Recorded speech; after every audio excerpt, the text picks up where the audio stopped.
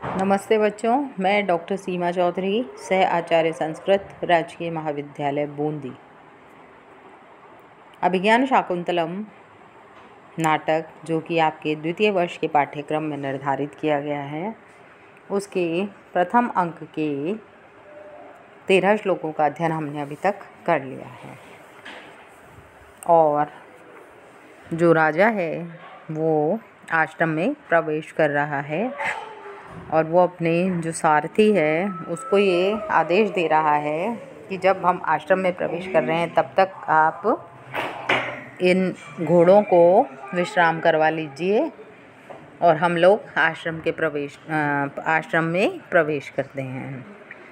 ऐसा कहने के बाद वो कह रहे हैं कि ये जो आश्रम है उसमें मैं प्रवेश करने जा रहा हूँ, तो मुझे क्या सूचित हो रहा है, कैसा प्रतीत हो रहा है, वो बात इस श्लोक में बताई गई है।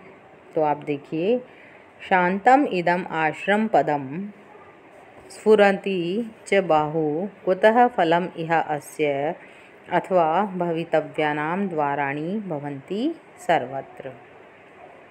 इसका अन्वय इस प्रकार है बच्चों। इदम आश्रम पदम शांतम बाहु च स्फुरति इह अस्य फलम कुतः अथवा भवितव्यानां द्वाराणि सर्वत्र भवन्ति।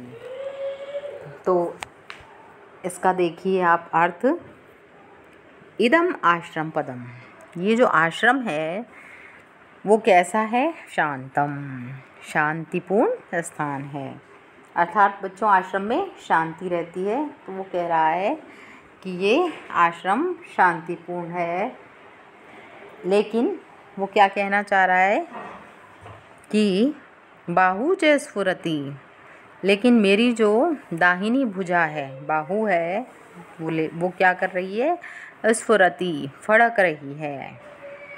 इह अस्य फलम कुतः, तो वो कह रहा है राजा कि यह इसका, अस्य यानी यहाँ पर, फलम कुतः, फल कैसे प्राप्त हो सकता है, अथवा या फिर वो कह रहे हैं कि भवितव्यानाम, जो होनहार है, अवश्यम भावी घटनाएं जो होने वाली होती हैं उनके द्वाराणि सर्वत्र भवन्ति, सब जगह द्वार उपस्थित हो जाते हैं।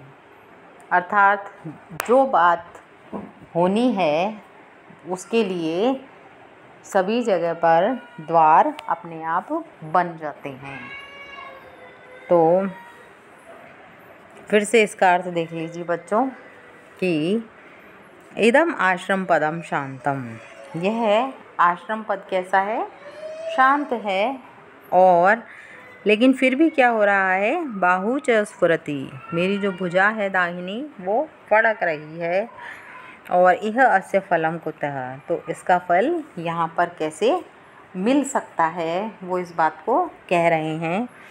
अथवा या फिर वो क्या कह रहे हैं कि भवितव्यानाम, जो अवश्यम भावी घटनाएं हैं जिनको कि घटित ही होना है, उनके लिए तो द्वाराणि भवन्ति सर्वत्र, सभी जगह द्वार उपस्थित हो जाते हैं, सर्वत्र ही उनके द्वार होते हैं। तो बच्चों यहाँ पर राजा अपने मन में ये विचार कर रहा है कि यह आश्रम का शांत स्थान है। अर्थात तपस्वी लोग जहाँ निवास करते हैं वो आश्रम शांत होता है। तो इसलिए यहाँ पर श्रृंगार जो प्रधान लोग हैं उनका तो काम ही नहीं है। लेकिन आश्रम में प्रवेश करते ही मेरी जो दाहिनी भुजा फड़कने लगी है, जो कि शकुन शास्त्र के अनुसार सुंदर स्त्री प्राप्ति का सूचक है। लेकिन इस जो शुभ शकुन है, मेरी जो दाहिनी भुजा फड़क रही है, उसका फल इस शांत आश्रम में कैसे मिल सकता है? वो कह रहा है अर्थात यहाँ सर्वथा असंभव है ये चीज़। लेकिन इसके बाद वह विचार करता है कि क्या शकुन शास्त्र झूठा है? लेकिन ये बात भी नहीं हो सकती है। इसके बाद काफ़ी देर तक सोच विचार करने के बाद राजा इस निर्णय पर पहुंचता है कि अवश्य होने वाली बातों के लिए सदा सर्वत्र ही द्वार खुले रहते हैं। अर्थात यदि मुझे वर स्त्री का लाभ मिलना है तो वह कहीं भी हो सकता है, चाहे वह नगर हो या फिर शांत आश्रम हो। तो बच्चों, यहाँ पर जो ये सूक्ति बहुत प्रसिद्ध है कि भवितव्यानां द्वाराणि भवन्ति सर्वत्र। ये जो सूक्ति है इसका अर्थ है कि होनहार या अवश्यंभावी जो घटनाएं होती हैं उनके लिए सभी जगह द्वार उपस्थित हो जाते हैं। अर्थात जो घटनाएं होनी होती हैं वह होकर के ही रहती हैं। राजा विचार करता है कि भले ही यह आश्रम कैसा है, शांत है, लेकिन यहाँ मेरी जो दाहिनी भुजा फड़क रही है उसका लाभ वर स्त्री की प्राप्ति होना असंभव भी प्रतीत हो रहा है। लेकिन उसके मन में दूसरा विचार यह आ रहा है कि जो होनहार घटनाएं हैं उनको कोई भी नहीं टाल सकता है, अवश्यंभावी घटनाएं होकर ही रहती हैं। इसलिए आश्रम के जो शांत होते हुए भी किसी न किसी प्रकार वर स्त्री की प्राप्ति संभव भी हो सकती है या फिर शकुन शास्त्र झूठा हो जाएगा। तो यहाँ इस सूक्ति में जो कालिदास हैं उन्होंने भाग्य के लिए विश्वास किया है, भाग्य पर, और इस क्षेत्र में कालिदास सबसे आगे हैं कि भवितव्या पर विश्वास व्यक्त करके इस नाटक में शकुंतला अपने सुख और दुख के लिए भाग्य को ही कारण भी मानती है। ये जो श्लोक है बच्चों, इसमें अर्थांतर न्यास अलंकार है क्योंकि यहाँ सामान्य से विशेष का समर्थन किया गया है और छंद इसमें आर्या है। आगे देखिए, नेपथ्य है। नेपथ्य से में इतः इतः सख्यों, तो वो क्या कह रही है, इधर आओ सखियों, इधर आओ।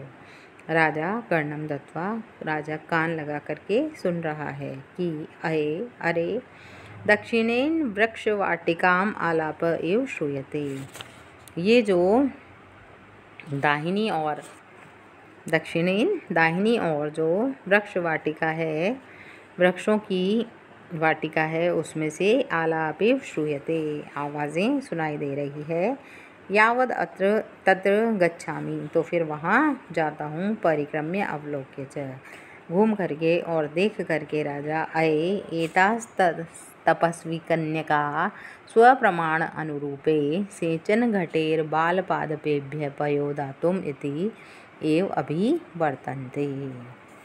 तो वो क्या कह रहा है राजा के, वो जो आवाज़ें सुनाई दे रही है वृक्ष वाटिका की, उन्हीं और जो दाहिनी ओर सुनाई दे रही हैं वृक्ष वाटिका में, उन्हीं को सुनता हूँ और वहीं चलता हूँ। जैसे वो घूमता है और देखता है तो कहता है कि अरे एतस तपस्वी कन्यका, ये कौन है, ये तपस्वी कन्याएं हैं जो कि स्वप्रमाण अनुरूपे, जो अपने अपने प्रमाण के यानी सामर्थ्य के अनुसार, सेचन घटे, जो घट हैं छोटे बड़े, वो जिसको भी जितना उसकी सामर्थ्य है उसके अनुसार छोटे बड़े जल सींचने के घड़ों से बालपादपेभ्य, छोटे पौधों को पयोदातुम, जल पिलाने के लिए एव अभिवर्तन्ते, इधर ही आ रही हैं। तो निपुणम निरूप्य है, भली प्रकार से राजा उनको देख रहा है और कह रहा है कि अहो मधुरम आसाम दर्शनम, इनका दर्शन बहुत ही सुंदर है, अर्थात ये बड़े ही सुंदर हैं। शुद्धांत दुर्लभम इदम वपुर आश्रम वासिनो यदि जनस्य दूरीकृता खलु गुणैर उद्यानलता वनलताभिः।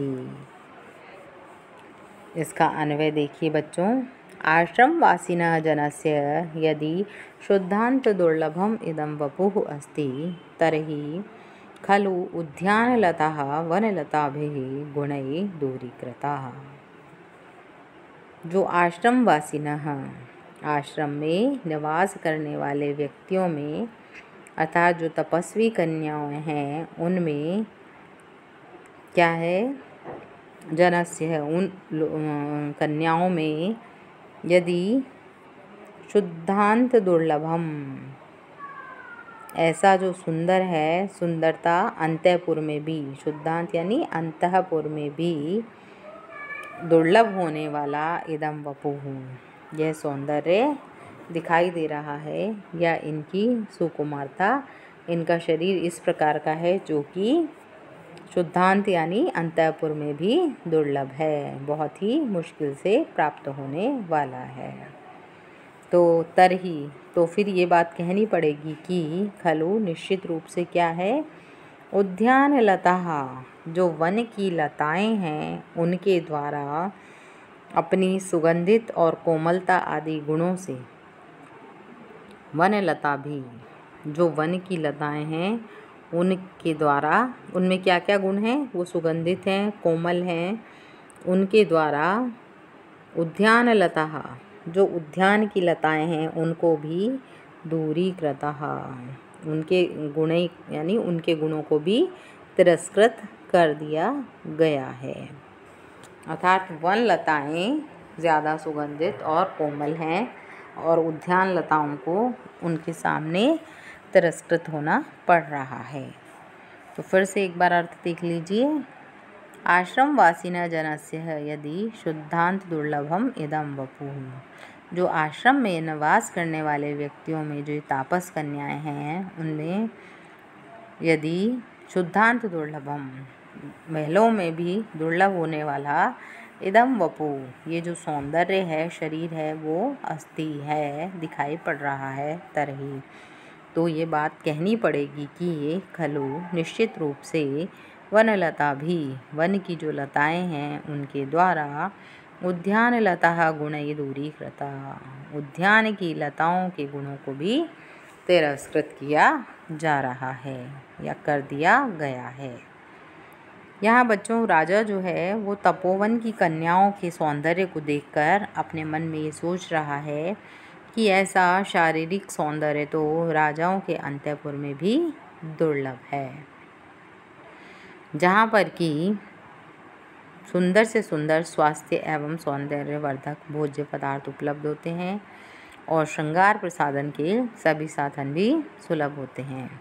अतः राजमहलों में रहने वाली स्त्रियां वनवासिनी स्त्रियों की अपेक्षा अधिक सौंदर्यशालिनी होनी चाहिए, क्योंकि वन में न तो प्रसाधन के साधन उपलब्ध हैं और न ही अन्य सुख सुविधाएं उपलब्ध होती हैं। लेकिन स्थिति यहाँ जो मैं देख रहा हूँ वो बिल्कुल विपरीत है, भिन्न है। आश्रम में रहने वाली ये कन्याएं उनकी तुलना में कहीं अधिक सुंदर हैं।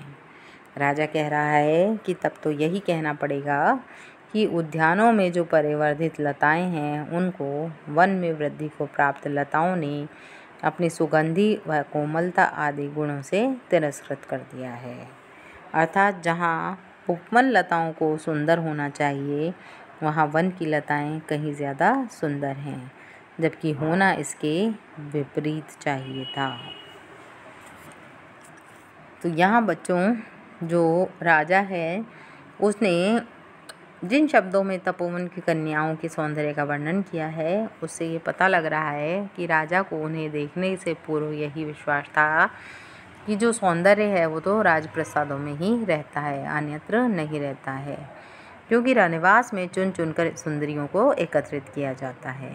राजा का यह विश्वास उस समय पूर्णतया खंडित हो गया जब उसने शकुंतला व उसकी सखियों के सौंदर्य को देखा।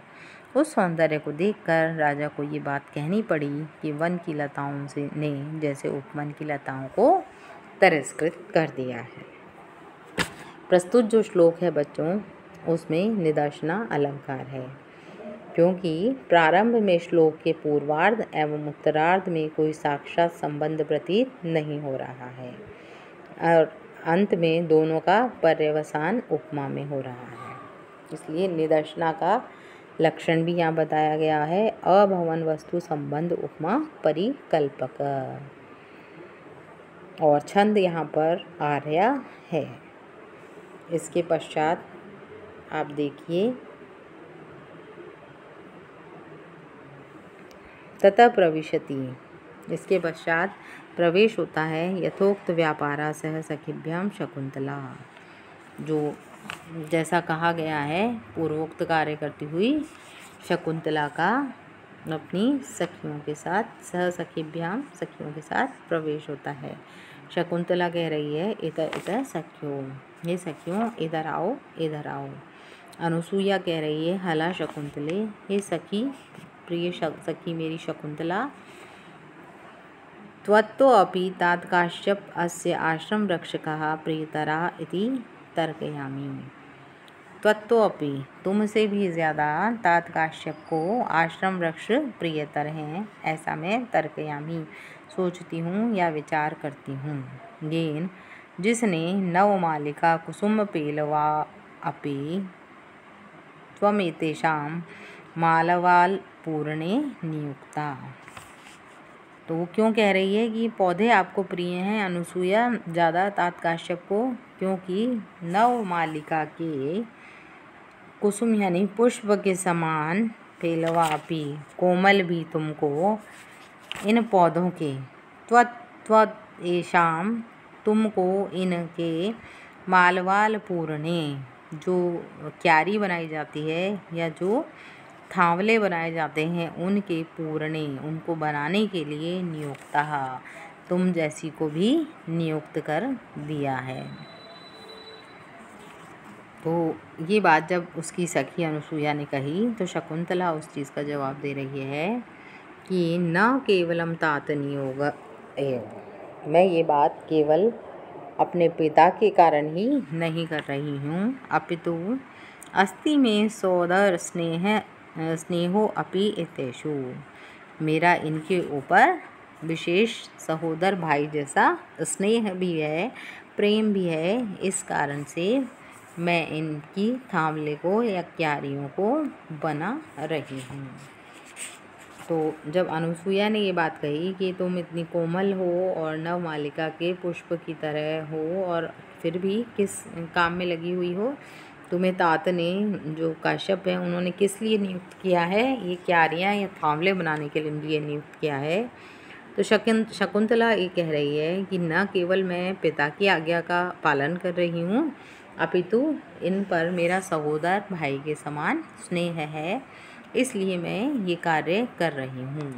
अर्थात मुझे ये कार्य प्रिय है, मैं वृक्षों को जल पिलाने से उनमें पानी डालने से बेहद प्रसन्न हूँ। तो बच्चों आज हमने ये 15 श्लोकों का अध्ययन किया है। अब इसके आगे हम अगली कक्षा में प्रारंभ करेंगे।